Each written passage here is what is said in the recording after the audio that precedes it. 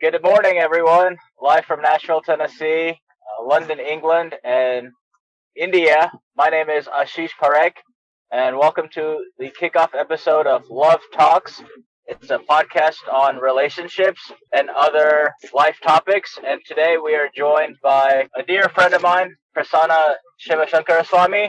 And I now would like to turn it over to my lovely co-host, who is based out of the United Kingdom, Dr. Estera Brilka.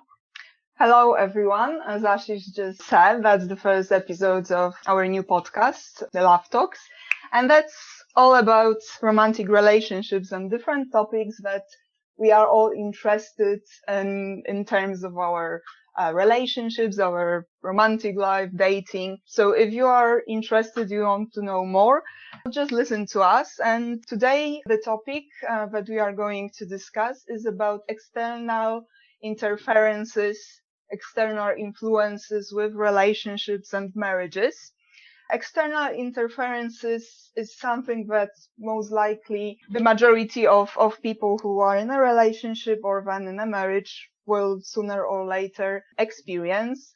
And that doesn't really depend on the part of the world where you are, because those interferences, they are usually everywhere. They just differ with the form. Sometimes you may be experiencing more interference from the third parties, like parents or friends or some close family members, before you even get married, or sometimes it's more when you are already married. Sometimes these interferences are more subtle, sometimes are more blatant, but nevertheless, probably if you have ever been in a relationship or a marriage, you have experienced something like that.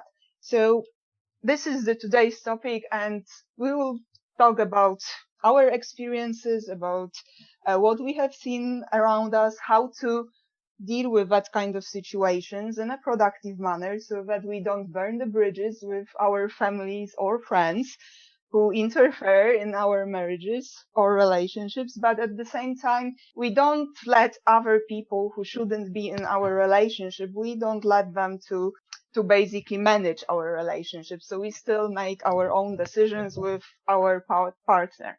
So just to, briefly say what is external interferences in relationships and marriages, it's about chronic intrusiveness, usually by in-laws of both parties, but it can be also by other people, for example, close family members like aunts or uncles, maybe cousins. Sometimes it can be even our friends. Those chronic intrusiveness greatly disturbs or even threatens the relationship in which we are.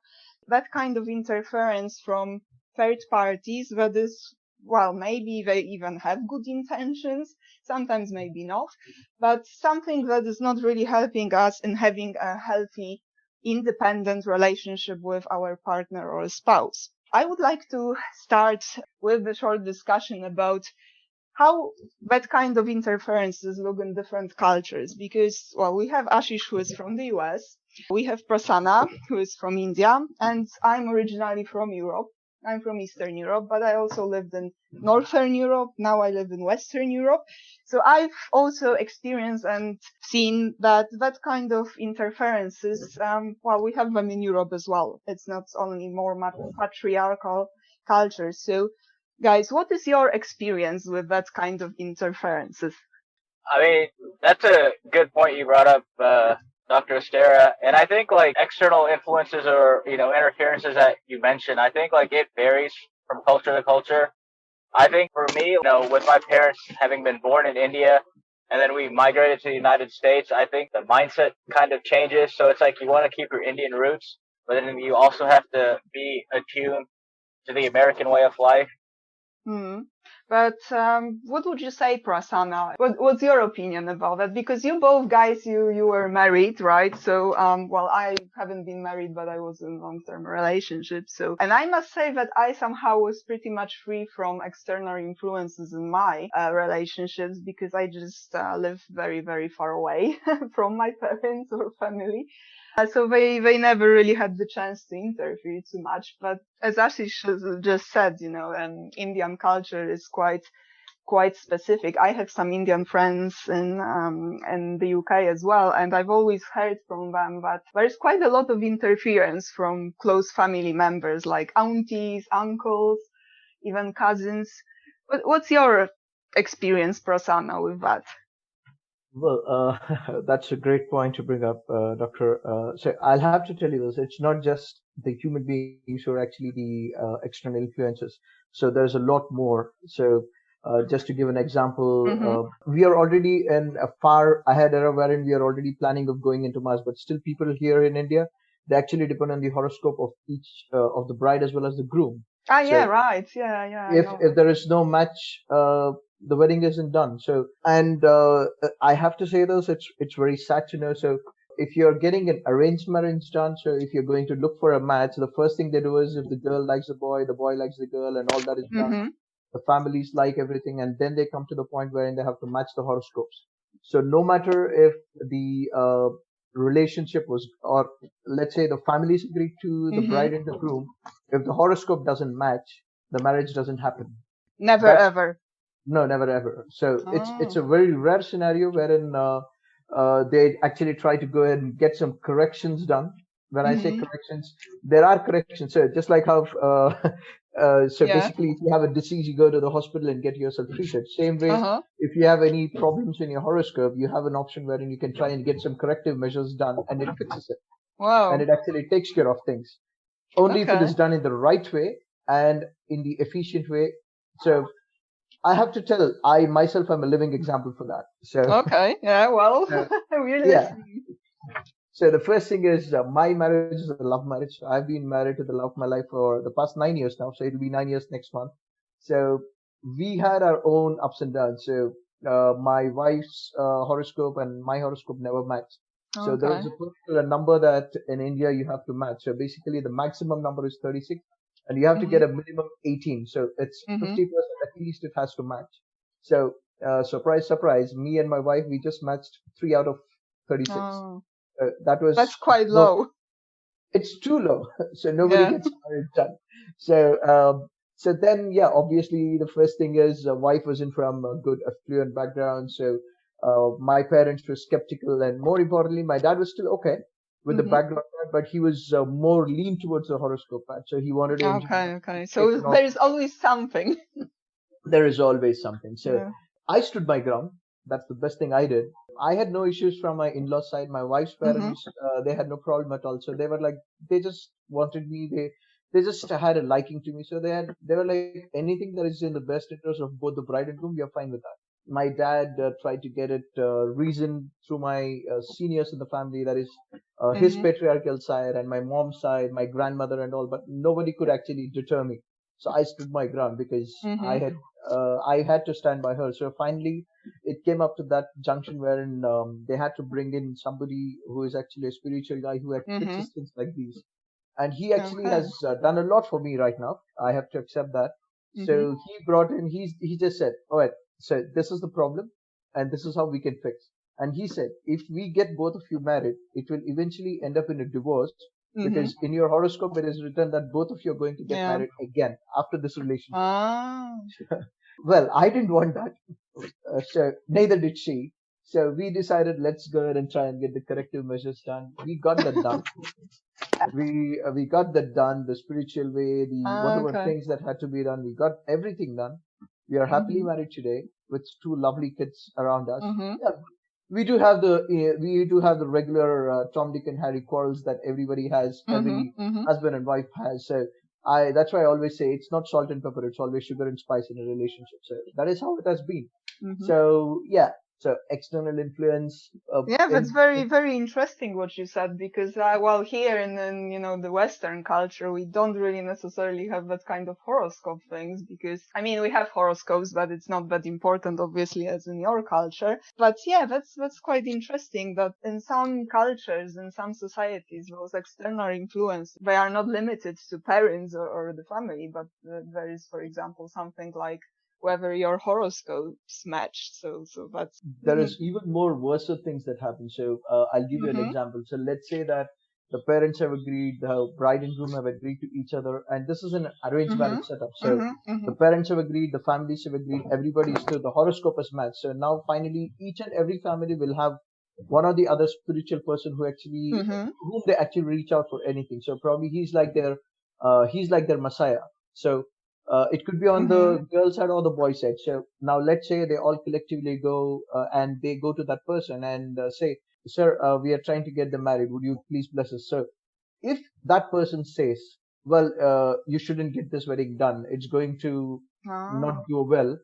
It actually, I've seen out of 10 cases, at least seven have dropped off. Seven haven't taken the So risk of you've getting married. observed that.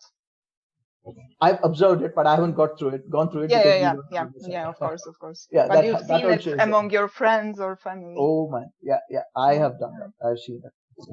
Well, I mean, for now, for us here in Europe, that sounds really harsh. As you know, like we here kind of tend to have love marriages, and well, even if they are a bit like arranged, maybe in the sense that people come from very affluent background, they usually don't necessarily mix with people from like lower background. But you know, we still really don't call them arranged marriages. But for us, you know, this concept of someone really interfering in that way is really completely alien because, well, here in Europe, it's most about parents, maybe some closer family members as well, but pretty much, I think, limits to parents. What about you, Ashish? What would you say how it is in the US?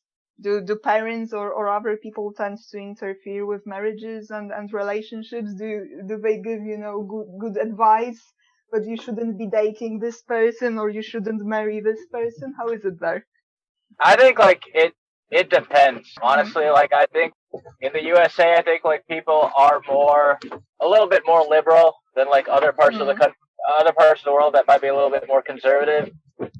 You know, and I think like religion plays an impact. Obviously, in marriage, you Mm-hmm. want to marry someone of the same faith.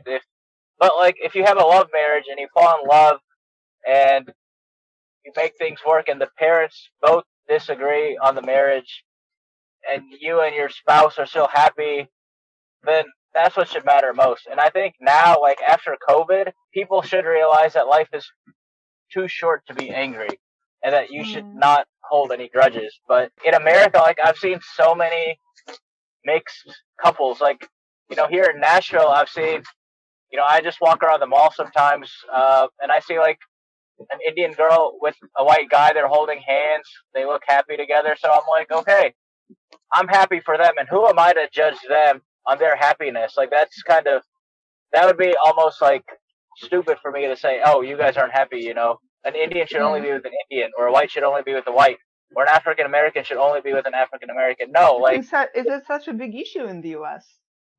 no, it's not a big issue. But like I'm saying, like I admire that in the United States Mm-hmm. that there is Mm-hmm. blending, and I think like that's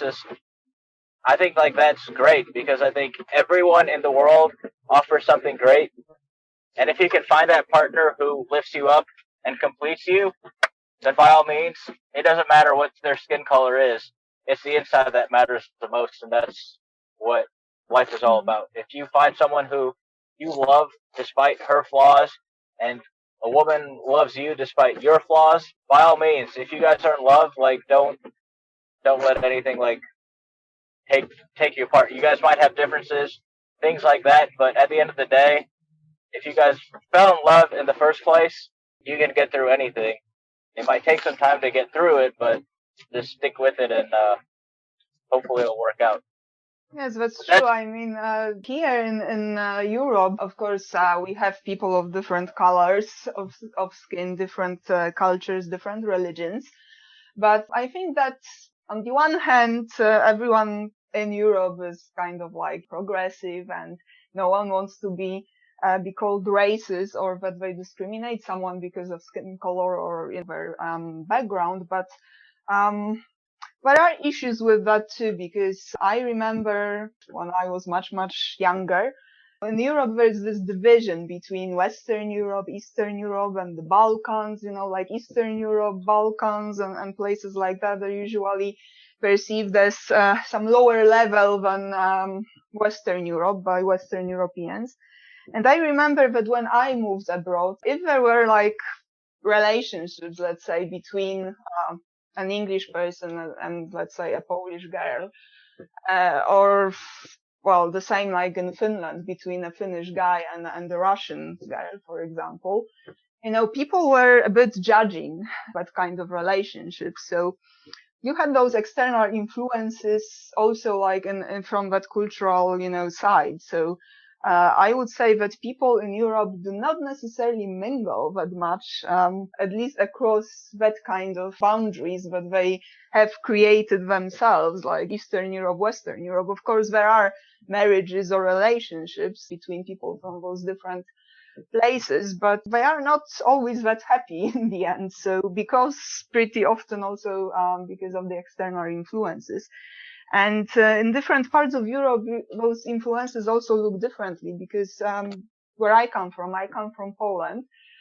It's not that bad as in India with the family, but you still can have very intrusive parents, and in many marriages, parents are like a part of the marriage, and you very often get advice from your mom or mostly from your mom, and then your partner would get from their mom, about different things in a relationship. People will ask you, when are you going to have children, or why do you only have one child, or things like that.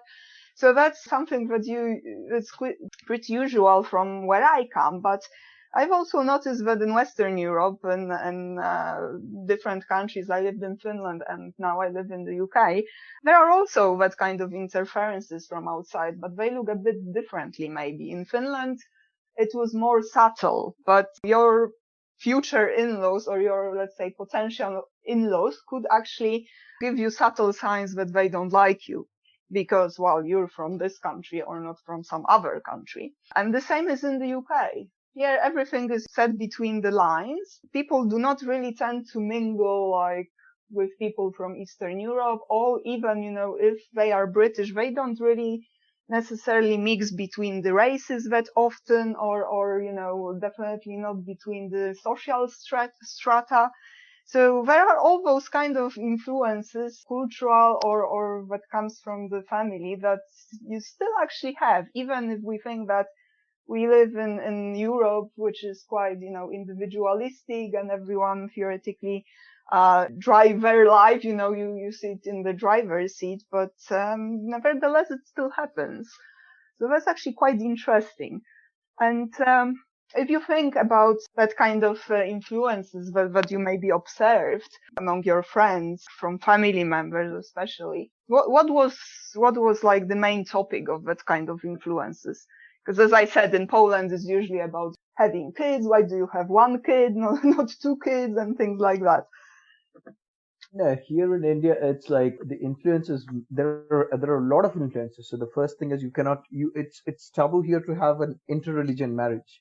Mm. Forget the intercaste marriage. So you have Yeah, a religion, you exactly, have a caste, exactly. you have a subcaste. So even if somebody gets married in interreligion, it's like a huge thing. And if Mm-hmm. somebody gets an intercaste marriage, that's even that's a lesser. That's compared to the interreligion marriage. That's okay. Now Mm-hmm. again, if you're not of the same subcaste, then it'll be like, okay, probably this marriage is already to be doomed. That is how people start talking Mm. about it. And the influence is always there. So there will always be people who will try to spoil the relationships. Mm. Initially, let's say everything goes fine. So the parents agree, the bride and groom agree, everything is spick and span. There will be one or the other person who will actually try to pull a leg there and probably try and disrupt things.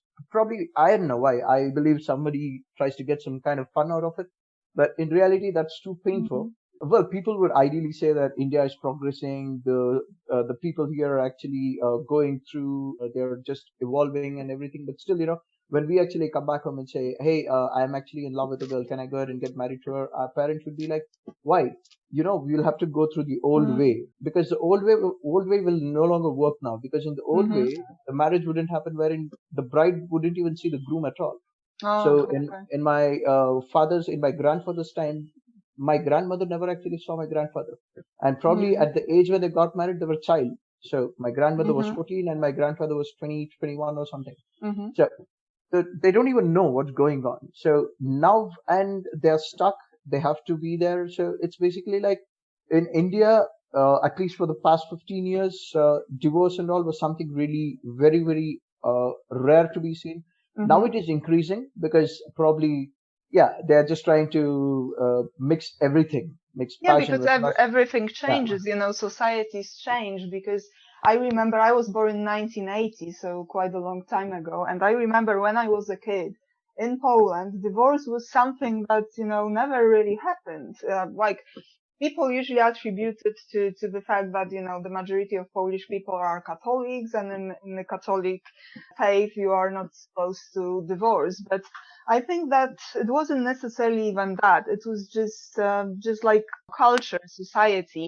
There was a completely different, view of people who had children when they divorced than now. I mean, in the 80s, if you got divorced and you were a woman with a child or children left, you probably wouldn't really remarry. The same for a guy. I mean, it was always easier for a guy to remarry if they, left their wife and children, but still, it wasn't necessarily that easy as it is these days. So I guess it's probably something similar happening in India. Yeah, and the other thing is the external influences or the interferences doesn't stop just in the initial stage. So even post marriage, there is a lot of external influences happening. So it'll be like either the wife's mom will be calling up and inquiring, "How is your mother-in-law? Oh Is she yeah, that keeping sounds well?" also very Polish. Yeah, it sounds like a soap opera, but I'm really sorry, but that's how it really happens. And in case if the husband isn't coming home, probably because of work and all, though the wife trusts him, the relatives or the in-laws would actually try and interfere and try and find out, hey, are you sure that your husband is not staying somewhere else or not going around with someone? So they start Has a seeing this. lover or something like that. Yeah, so they start filling the head with seeds of doubt, and that actually ruins the relationship. So even if you do something wrong, it's everything will just seem like everything is wrong. So that's so I agree. That's what. Yeah. No, I said I agree, and I think like if two people are in love, the other people should appreciate their love, because so like if I'm saying like if couple A and B are together and you as a friend don't like them, you should reserve your judgment and not plant seeds of doubt, because exactly. it's gonna come back and bite you in the butt. If you're married to someone and you guys, like Prasanna said, you guys have those small quarrels. Every marriage has quarrels. Every marriage has a fight. But when those external influences come in and cause the molehill to become a mountain, then that's also like a big problem too. And I think just families need to learn that they've raised their kids up right. Their kids might still make mistakes, but at the end of the day, if they find someone they love and they care about, let them be with them and be happy that your son or daughter is happy with whoever partner there is. And I'm just one of my coworkers, he's actually gay, but his parents are actually okay with him coming out and being gay. And when I met him, he just said, "Hey, I'm gay." I said, "Okay, fine." I don't judge people because of their sexual orientation. Like, that's not me. When I was in college, I had friends who were gay. Yeah, I guess these days it's quite normal. We don't really judge anymore people who are gay. And I think in India that doesn't work. In India that doesn't work. In India it doesn't. No, not yet. Not at the moment, at least. So that's why so if there is somebody where it's a girl liking a girl or a boy liking a boy, they give them a term as queer. I don't know. I don't like that word in the first place. So they just call it a queer relationship, which is even more disheartening. You just need to like people for what they are, not about what they are thinking or what they are eating or what kind of an orientation they have. That's true. Yeah, let people be people. That's the main thing. And like I think earlier on, when we had all these issues about, I said we all bleed red blood, and it doesn't matter who you fall in love with, who you like, but at the end of the day, all of us, myself, you, Dr. Sarah, you, Prasanna, we all have red blood, and whoever we fall in love with or whoever we like that's happy to us. And if you're a friend, you should support them and be like, "Hey, I really support you. You have my vote." If you don't, you guys just agree not to talk, but be civil about it. That's the main thing. Well, I also liked something that you said, Ashish, that was about having quarrels and arguments in a relationship because, well, one thing, of course, is that it's quite normal, and in every relationship, even if people are super well suited and they love each other, there will be some disagreements or maybe even arguments once in a while. So that's quite normal. But the thing, where this interference can come in is actually because usually one or both parties in a relationship, they start venting after each argument to their parents or sometimes their friends or maybe siblings. And this is where it all kind of starts, when you have interference from third parties in case of like arguments or having disagreements. Because if some people weren't venting to their parents or other people that are close to them, they wouldn't even know that something like that is happening in the marriage. So it's also about being quite mature about that, and don't run to your parents or your brother or your sister and vent every argument that you have with your spouse or with your boyfriend, and talk about that with people that are not a part of the relationship. Yeah. Exactly, yeah. It's also about being mature enough to be in a relationship, because when people who are in a relationship are going with every small thing to their parents, they are not really independent adults, then probably parents also feel that they can interfere in relationships or in a marriage, because it seems that, their child is just struggling. So they probably want to help, or then, if they see that maybe the marriage is not really great, they don't accept it, then they may try, as you said, Prasanna, just to make the things even worse. So the couple just splits up or divorce. That's also up to us how we behave in our relationship. And while of course we want to have close relationship with our families, with our parents, we also have to think that it's all about setting boundaries in a relationship and being mature enough to know what is interference from your family, but also what is just normal participation in family life. So setting the boundaries is also quite important. What do you think? This is what I did. So what I did is I did something very unique, which is not normally heard of. So what I did is uh, my wife has a problem with my mom. You both discuss it amongst yourself. I'm not interfering there. You have a problem with me. We both will discuss. We'll fix it. Dad has a problem with me. You both will discuss. We will not interfere. We'll not get the other person to interfere. And the other best part is it's end of the day who actually will be living together. So it's yeah, I respect my parents, at the same time I respect my in-laws as well, and it's the same way with everybody in irrespective of any culture we are. But we have to understand, tomorrow I'm not going to be with my dad forever, and it'll not be with your wife also forever, but still it's after your parents it'll be someone else who actually is coming from somewhere else. So here in India, this is what I always keep saying. So you're actually bringing a person from another house to a new house wherein everything is new, and you cannot expect everything to be as it was, how it was with you from past 20 years, I from how you fully were born. agree. You need to give her the time, give her the space to get adjusted. I actually mocked about it. So I told one of my friends when they complained about it, my wife isn't adjusting with my mom. I'm like, do one thing, take a break. You go and stay with their parents for about 15 days, and then come back and tell me whether you got adjusted or not. So that's one way you can try. And the other way probably I would always say is, well, as I said, horoscope is something. Yeah, it's a good thing. It's basically a manipulation, or it's kind of a booklet for you to find out what's probably going to happen. And you have people who can tell you, but there are people who actually will not legitimately tell you what is the reality. So find out those right people. And if you don't know the right people, reach out to somebody whom you know who can help you with the right people. And when you go with the right people, they help you with the corrective measure. So whether the corrective measure works or not, that is secondary. The trust should be there. End of the day, whether this works or not, I'll still be there. End of the day, two things what I would just love to say is, irrespective of the culture, for any relationship to go, family should not consider it as an alliance. They should consider it as a beginning. It should be a beginning. It should not be considered as It's a something beginning where of a new family yeah, unit. yeah, correct. It's a beginning. And The platform for the beginning is pure trust, nothing else. And if a marriage it's not a relationship. I'll never call it a relationship. Whether it's a husband and wife, whether it's a boy and girl in a live-in relationship, it's not a relationship. It's a partnership. They both have to share with each other, and the space should be requested for. Or in my case, I sometimes say we'll have to snatch it sometimes from our parents or relatives, and we have to, and we do not want to offend. So this is something that normally happens in India. So your aunt has come, she wants to talk to you. Why don't you have a word with her? And when your aunt is telling you something which you don't like, you cannot openly abuse them, or you cannot Yeah, of openly course, tell you them can't be you shouldn't offensive do it. to them.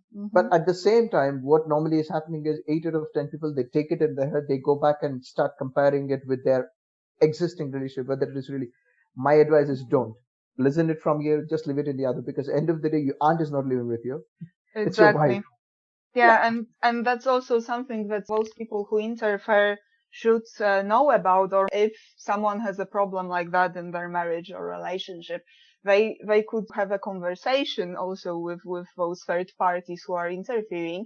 That in the end of the day, I have a relationship with my partner, with my wife, or with my husband.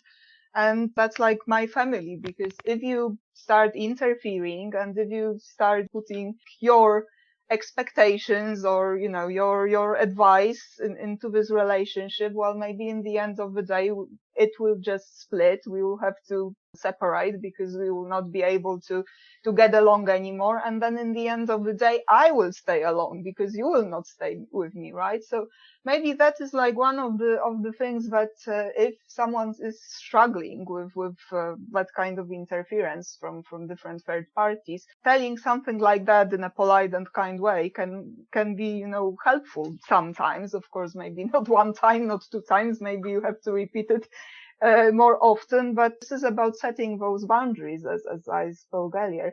What about you, Ashish? How is it in the US? It's probably different than India. Or what's your experience on that? I mean, it's different, but I think also like Prasanna brought up a lot of good points. I think like you are married to your spouse, and like he said, family members they say one thing. It's just good to let it go in one ear, let it go at the other ear, and not let it bother you too much. And I think just sometimes like setting those boundaries is important. And if you don't set those boundaries, then it's gonna affect you down the road. And I think that's the main thing. And at the end of the day, it is just you and your partner, and your family just has to appreciate it. Or if not, you and your partner just continue to live the life that you both want. That's the main thing. Yeah, exactly. It's like Prasanna said, is when you start being with someone in a relationship or then in a marriage, then basically you start a new family, or at least that's the assumption. So then you have to focus on that, on the new beginning, not really on what everyone else is thinking about your marriage or your relationship. That's what we know, because that's quite obvious, but not everyone thinks, and there are lots of people who unfortunately still experience lots of different external influences, interferences, or good advice, or however we call it. What would you say would be a way maybe to deal with that kind of situations in a productive way? Because of course we don't want to offend anyone. As Prasanna, you said that of course you can't be, abusive to family members that are interfering in your relationship, but on the other hand, you don't really want it. Of course, like hearing with one ear and letting it out with the other is one way of dealing with it. But what other ways would you recommend? Yeah. Before I say that, I have to say, among all these negative influences and interferences we spoke about, there is one particular positive interference that happens very evidently in India. So, friends are such crazy guys here. So when you have a friend who has fallen in love with a girl and they get to know that their parents are not agreeing, your friends jump in. They just go to any nook and corner and they try to help you out and get you in that relationship. So that's a very great positive Okay, so interference. that's a good one. So it's a really good one. So I had to bring that up. And well, for me, if you ask me the ways to fix it, first thing, yeah, look at a horoscope just as a piece of paper and don't use it as a measuring scale. Use it probably as a warning for yourself and just try and see what best you can do to fix it. Second thing, yeah, your parents, you need to respect them. Your relatives, you need to respect them. You have senior people around you who actually will have a say in what you do. End of the day, you're not going to get married to them. You're going to get married to the person who you actually want to get married with. So you need to try and realize that. And the third thing is the trust should never wane out. And the more you keep trusting yourself, that should actually be the spice of life. And if you don't, this is what I say: still water is always bad because it gets stale faster. So there should be turbulence. You should keep Hmm. having a nagging wife at home. You should keep fighting with your wife. Only then you will actually realize what you both actually really care for each other. And when you have relatives coming in, they are there to find out whether you're really happy or not. No, that's the other way. They actually are there to find out whether are you really happy, or is there something that we can do to try and break things. And I don't know what mindset it is. So Hmm. it's still not a right thing. And one thing that happened because of this pandemic is nobody's coming visiting and everybody is happy at home, so Yeah. Yeah, well, I guess that's unfortunately something that happened. yeah. Yeah. And the other way is, yeah, think practically, think Yeah. rationally, think People logically. don't interfere that much with Yeah. other And relationships that they are not really a part of. And for any Yeah. relationship, whether it's an arranged marriage or a love marriage, I Mm, believe transparency is the key. You being transparent with your partner before you get in the relationship, and then probably, yeah, you shut down the cobwebs later on. We can take care mm, of that later on. Only then it can go further. So otherwise, nothing will work. And if mm, we try to appease everybody to just go with this one thing, well, you will not do it. You will have to first try to mm, please yourself rather than pleasing the rest. mm. Because end of the day, it is you and that girl who matters, or it's those two that matter. And society will be there. They'll always That's be the there. main thing you brought up. I think it's the self respect. If you're trying to please everyone else, the one person you're not gonna please is yourself, and then you're gonna be hurting the most in life. And yeah, just what you said, I echo that completely, Prasanna. Hmm. Definitely, we need to focus on our relationship, but then also it's important to stay connected with your family, with your parents, with your siblings. So we need to find this balance between not being abusive to anyone and not offending anyone in our family, but also setting those boundaries that are quite clear, and or maybe sometimes deal with that kind of a good advice with as Prasanna and Ashish you mentioned before, just listen to it and then let go. But sometimes, of course, parents may have the reasons also to be afraid that the relationship may not work or something like that. And we are here not judge anyone because there are sometimes situations when a parent can see that their child, for example, all the time in a relationship, they have like quite a few relationships by now, and they always end up in the same way. They always maybe meet the same kind of a person, maybe an abusive person or something like that. So of course, some parents, they have their reasons. And what is also important is to understand that parents may be worried about relationships or our siblings or even our close friends. And it's also important to talk to them maybe about why they are so afraid that something is going to end up badly for us. Why don't they trust us? That we are able to have a happy and fulfilling relationship. So giving more understanding maybe or understanding their worries, why they are worried and why they try to maybe interfere is also important. And sometimes that kind of a conversation can help.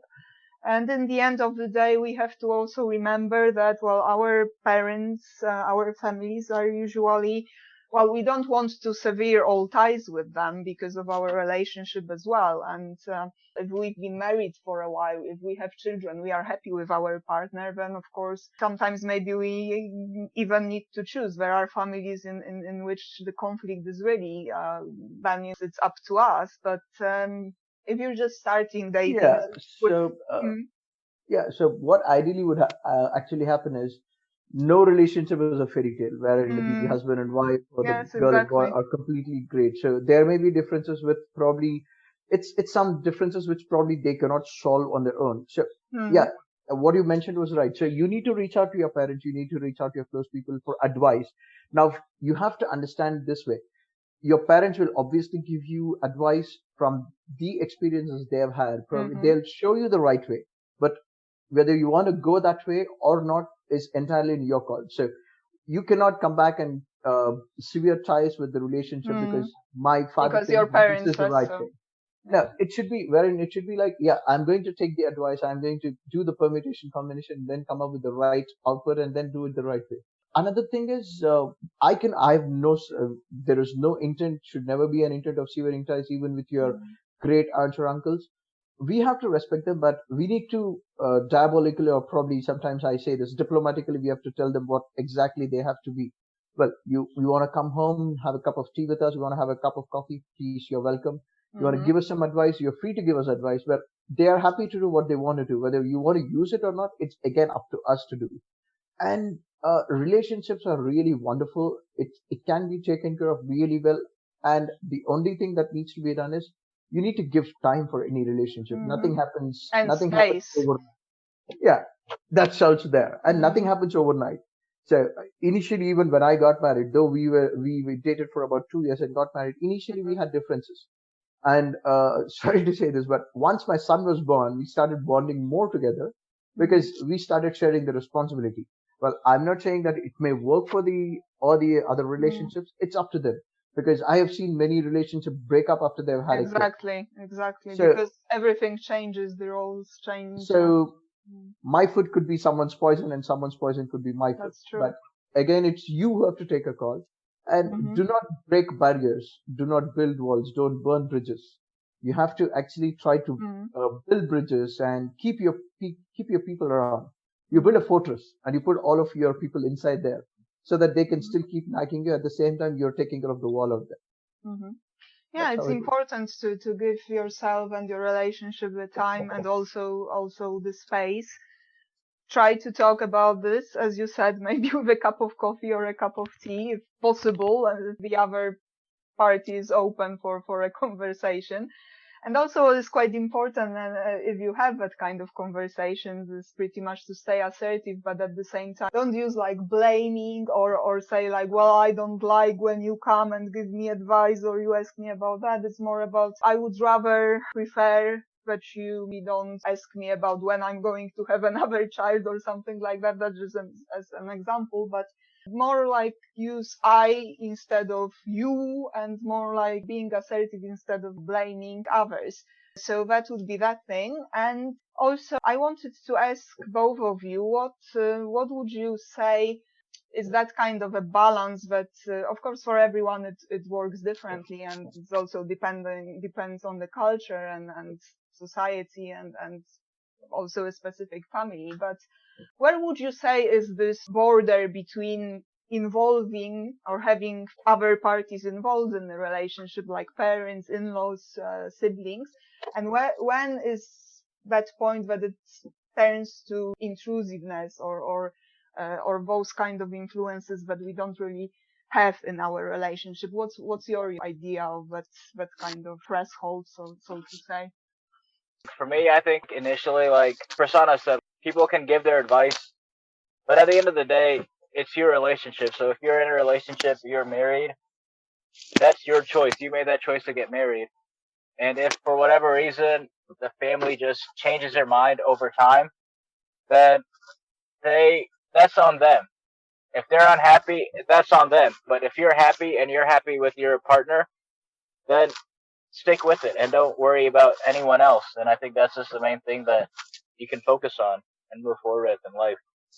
Yeah, for me, it's pretty simple. So let your father, your relatives, or anybody, yeah, you need to keep them closer. If there are differences that spark up, or even if there is some big decisions that you have to take in a relationship, you first need to discuss it with your spouse first, and then do it. Whether it's even if it's a quarrel, try to sort it out. When you're unable to fix it, or you know it's not getting resolved, then you reach out for help. And even when you're trying to take a big decision, it could be anything. Even if I have to buy something, a new electronic gadget, I will be actually disrupting the entire budget of the family. So it shouldn't be one person's call. That's why I said earlier, it's not a relationship, it's a partnership. So you talk it out with your partner first. see whether it will work. And when you both are unable to come to an amicable solution, then you reach out for help. Ideally, it should be first done here. And when we know that we cannot do it, each one of us can go our own ways to reach out for help. So I probably can go to my parents, girl could go back to her parents, or we could go to adults. So that is how it should be. Whereas normally what happens, there is a rift, just directly go out rather than trying to fix it. Yeah, it's And, about this venting to other yeah. people.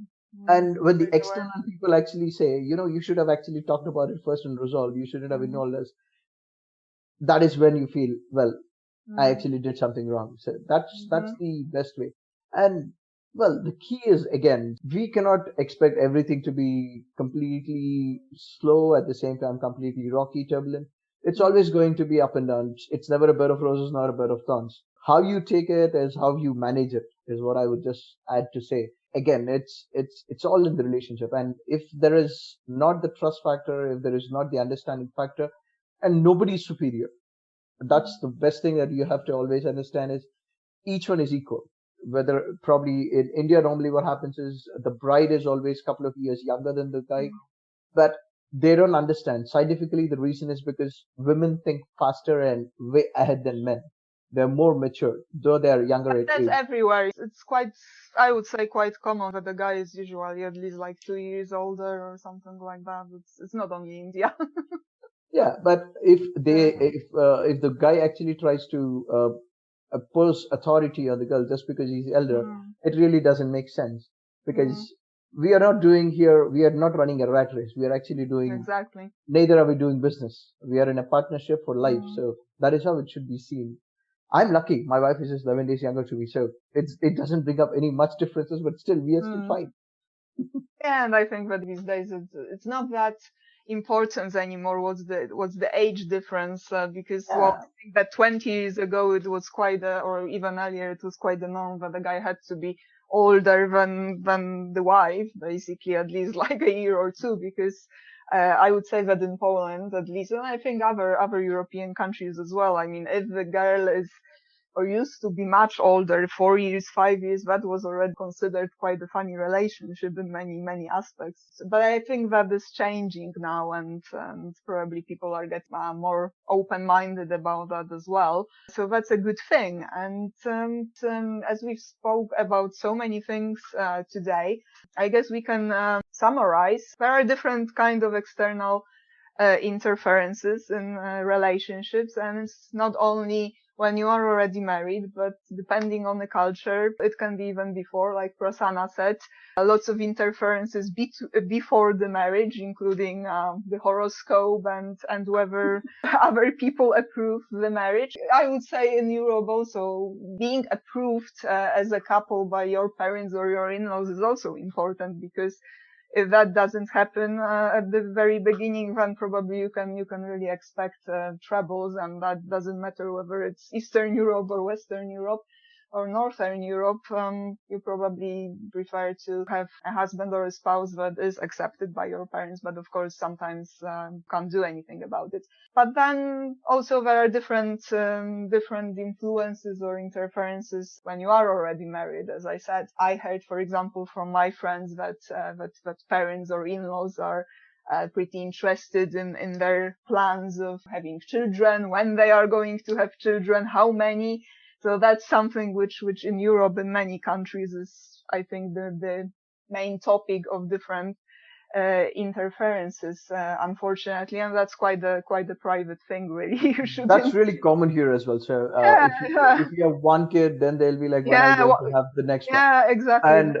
And supposedly, if the husband and wife end up having kids, then they'll be asking like, why did you have three? You can't please. Yeah, it's always like that. If it's one, it's not enough. If it's like two or three, it's too many. So yeah, that's quite common everywhere, obviously, as we can see. So there are some things that are common for every culture, probably, or the majority of cultures in this world. That's, I guess, what we can tell to everyone that is listening. Remember that you are in a relationship with your spouse or with your girlfriend or boyfriend. it's not your parents or not your sibling or not your aunties or uncles who are in that relationship. So just be mindful. Take the advice if you don't want to offend anyone, but you have to decide yourself, be mature enough to make your own decisions in a relationship, and also try not to offend anyone in your family, because of course keeping ties with people that are close to you is quite important, especially with your parents, especially if you had a great relationship with your parents for the majority of your life. Probably there is no need to destroy it over a relationship, but it doesn't also mean that you have to dump your boyfriend or your girlfriend or your wife, right? There are always productive ways to solve that kind of problems. So I guess that's quite optimistic what we've discussed here today. And for everyone who wants to listen more about relationships also in different cultures, please join us in other episodes that will be coming soon. We will be discussing a plethora of different topics. Also, if someone has a topic that they would like to discuss maybe and is not on our list, we are very open to have an episode or on some other additional topic. Thank you very much, Prasanna, for joining us here today and for sharing your experience on romantic relationships with us. It was a really wonderful conversation, Dr. Asper and my good brother Ashish. Just the last parting words I say is any relationship is built purely on trust, and it's always about give and take. So it's nothing about more of giving or more of taking. There has to be a balance and there has to be trust involved. Otherwise, any relationship, no matter how rich or poor you are, it'll just go kaput. That's it. That's Thank true. That's very true. That's Thank you very for true. adding that. Thank you so much. Have a good day, guys. Thank you. All right. Take care, Thank Prasanna. you.